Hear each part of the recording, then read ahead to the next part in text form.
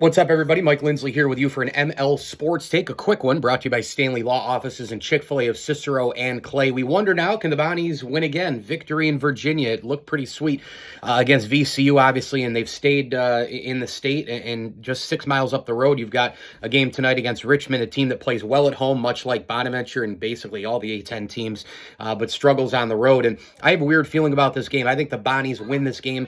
I'm going Bonnies by like 6 to 8 points. I'm going to pick them 60. Let's go 70 to 62 in this game. I think they clamp down defensively. Guard the three. We obviously know Burton has been a problem for Bonnie. He's been a problem for most people, most teams. Both of these teams are 11-11 on the season. We go back now to January 14th. I was actually at, the Richmond game at the RC, and it was just a really weird game, man. Two different halves. I was there with my guy Matt Motika and Dan Quetchen, and Owen Gregg. Was just a great time. We went to the Burton, and we were talking about hopefully defending Burton at the Burton. Grabbed some burgers and fries and a couple of brews, and saw the Bonnies beat Richmond. But the first half was absolutely brutal. In that first half, Bono was awful offensively.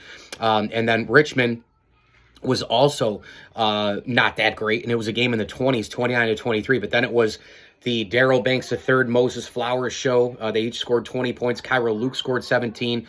And Bono was able to outscore Richmond 48-34 in the second half. And, look, this is going to be a game that will come down, I think, to maybe the final couple of possessions. I think Bono maybe gets a couple of garbage free throws in the end.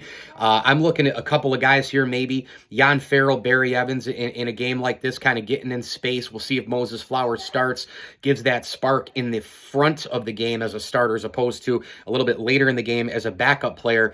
Jan Farrell and Barry Evans, two guys here who can make their mark. Jan Farrell, we've seen him go through stretches where he is a guy who just starts bombing threes and nailing them. If he and Barry Evans can provide some role points tonight, and either Banks or Luke can go going early. And again, those guys, one great thing about them is even when they're not scoring tons of points, Daryl Banks III, namely against VCU, they still do so many other things. Defend, they break presses and all the rest. Look at what Banks did breaking the press against VCU.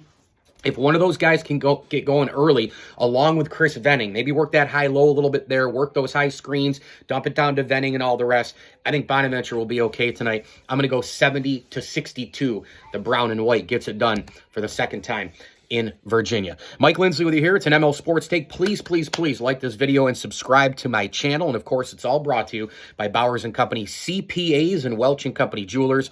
And as I always tell you, enjoy the games.